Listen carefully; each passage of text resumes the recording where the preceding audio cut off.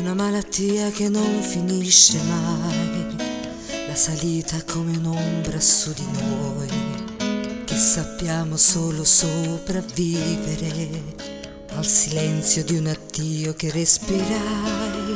È un tramonto eterno l'alba regalò al mio sogno che al mattino ritrovò solamente questa solitudine. E nel mare più profondo la negai, mai nessuno si ricorderà di me, che ho lasciato la mia terra e lo sa Dio, se ho sporcato la mia pelle a vendermi, anche se la fame non si arrende mai, il deserto dentro al cuore mio potrà partorire fiumi di serenità.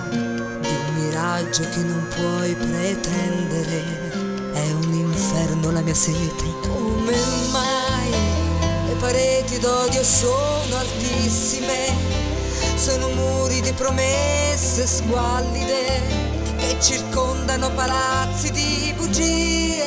Io non sono come voi, che l'inverno non vi può sconfiggere, che la neve non potrà sorprendere, se la neve già cadrà su di noi, che cerchiamo in questo tempo immobile di cambiare un mondo senza regole, che ci sputa addosso tutto il suo veleno.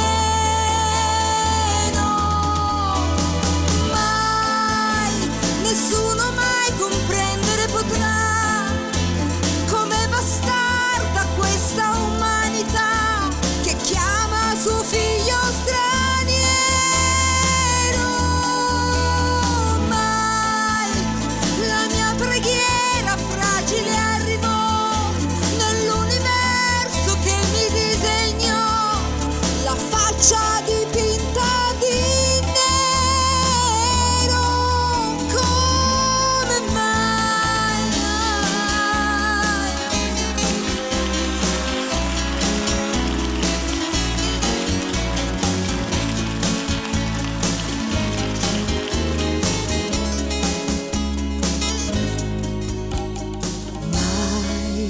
Piegherò la testa e la mia dignità per una promessa che non servirà a dimenticare quella immagine di un bambino all'orizzonte che lasciai quando il mare nero se lo portò via. Era buio eterno dentro gli occhi suoi, era freddo e vuoto dentro l'anima, quel sorriso che non ho rivisto mai.